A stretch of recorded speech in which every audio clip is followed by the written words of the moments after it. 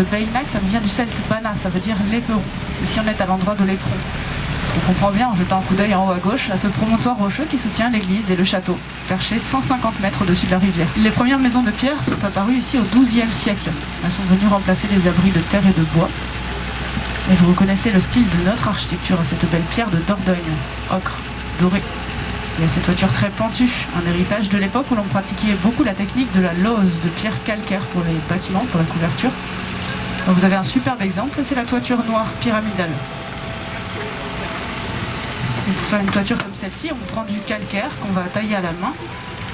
Et une fois les loses taillées, on les superpose sur la charpente pour les faire tenir uniquement par leur poids, sans aucun mortier. Derrière cette toiture, vous voyez à flanc de roche un drôle de bâtiment percé d'une centaine de trous, c'est le colombier seigneurial.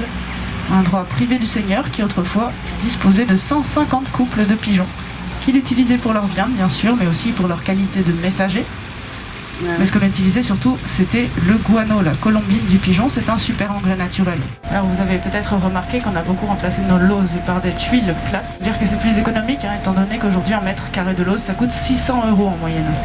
Il faut une journée pour faire un mètre carré, et ça va peser entre 1 tonne et 1 tonne 2. Et on a toujours des artisans qui continuent de transmettre cette belle technique ancestrale. Ils transmettent souvent à leurs fils et ça nous permet de conserver le patrimoine de nos plus beaux villages de France. D'ailleurs, dans celui-ci, vous avez une partie classée, ce qu'on appelle un secteur sauvegardé, dans une eau qui sortait directement du calcaire. On voit les voitures passer sur la route de 1860, mais derrière la première rangée de maisons se trouve l'ancienne voie gallo-romaine qui descend en pente douce vers le quartier du port, qui fut l'endroit le plus animé du village. Pour transporter les marchandises sur la rivière, ils passaient plusieurs semaines d'affilée dans leur gabarre. Donc ils allaient se restaurer dans les auberges qui bordent la Dordogne. Comme ici sur la gauche dans le virage, vous voyez l'hôtel Bonnet. Comme ça, ils en profitaient pour se rencarder sur les derniers potins du village. Chose qu'on aime bien faire encore aujourd'hui. Et pas que chez nous, on m'a dit. Ils en profitaient également pour taper un peu du poing sur la table. Imaginez. Il fut un temps où on avait tellement de saumons dans cette rivière, transportée jusqu'à 50 tonneaux. Elle était bâtie pour durer plusieurs décennies. À l'inverse des Argentins, ces petites gabarres sans voile fabriquées en Corrèze, qui n'étaient destinées qu'à la descente de la Dordogne. Elles étaient démantelées à leur arrivée et on récupérait le bois pour faire autre chose. Vous avez vu ce magnifique héron sur la droite, sur la berge? Oh oui. Alors on dirait pas comme ça, mais il n'est pas en plastique. Si on appuie dessus, ça fait pas tout de briques. Voilà, vous voyez. Le de l'eau. Ça limite la sécheresse et l'inondation. D'ailleurs, vous voyez bien que la vallée est restée très verte malgré une saison très sèche. Et puis c'est un habitat naturel pour beaucoup d'animaux. Le soir du 8 décembre 1944, ici, l'eau a atteint le chapeau des piles du pont. Donc le pont, c'est un peu le symbole de la puissance de cette rivière. Cette crue a duré 3 semaines, ça fait plus de 6 mètres de plus qu'aujourd'hui. Heureusement, vous voyez, l'arche, au niveau des piles, est percée d'ouvertures qui permettent à l'eau de s'engouffrer dans l'édifice pour créer une contre-pression et le renforcer face à la force du courant. Elles ont même servi de cache d'armes aux résistants locaux sous l'occupation à l'année et font appel aux entreprises locales pour la restauration. On ne peut pas le visiter, donc ils ne reçoivent pas d'aide publique. Alors pour l'effet de surprise, je vois que c'est raté. Donc vous voyez une partie du château de Feyrac derrière vous à droite qui n'a rien à voir avec tout à l'heure, puisqu'il s'est construit sur 6 siècles, d'où son plan irrégulier. Tout à l'heure, ne date pas du tout de l'époque Renaissance. En fait, c'est du néo-Renaissance, ça date de la fin du 19e.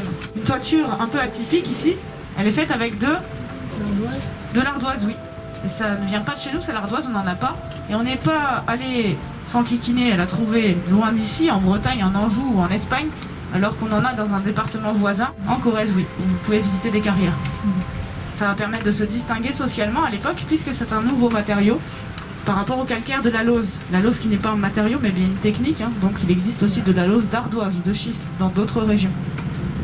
Et l'échauguette est surmontée d'une fleur de lys pour vous rappeler que Feyrac avait été repris par la France, qui n'en est plus propriétaire aujourd'hui.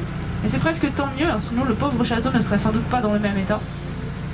Ni même votre feuille d'impôt d'ailleurs. Un détail typique de chez nous, en face à droite, vous avez un bras de la Dordogne qui s'engouffre. Là où Castelnau a été rebâti plusieurs fois, notamment lors de la Renaissance, où l'on cherchait à améliorer le confort de ces édifices un peu sombres et froids. Et en observant la façade, on voit bien que ça n'a pas été reconstruit, mais agrandi. La partie gauche est plus ancienne, médiévale, fortifiée, avec le haut donjon. On voit l'église Sainte-Marie du XIIe siècle à gauche du château, avec son clocher mur atypique et cette magnifique toiture de lauze que l'on voit foncer parce que c'est la pluie qui noircit la lauze au bout de quelques années. Elle est bâtie dans l'enceinte du château parce qu'elle était seigneuriale jusqu'à la Révolution. On voit la plus vieille maison du village avec sa terrasse aux colonnes, sa tour carrée et ses colombages, la maison de l'octroi. Et celle qui se trouve derrière date de 1995. Ça fait un sacré écart. Hein. On voit comme les bâtiments de France veillent au maintien de l'unité architecturale médiévale du village ici.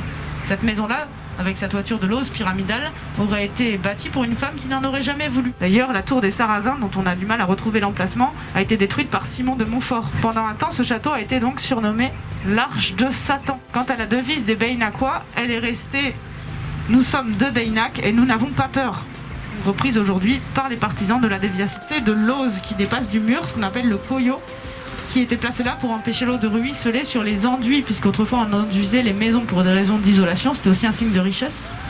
Aujourd'hui, à l'inverse, on va préférer retrouver notre belle pierre de Dordogne qu'on va jointer de sable et de chaux pour laisser les bâtiments respirer. Et si vous observez la maison qui est tout en haut, vous voyez bien les différences d'enduits au fil des siècles. Cette eau qui sort du mur au-dessus de la rivière, c'est une résurgence. C'est de l'eau de pluie qui s'est infiltrée par le sol et les fissures de la roche. Elle alimentait autrefois le vivier du seigneur avec les poissons.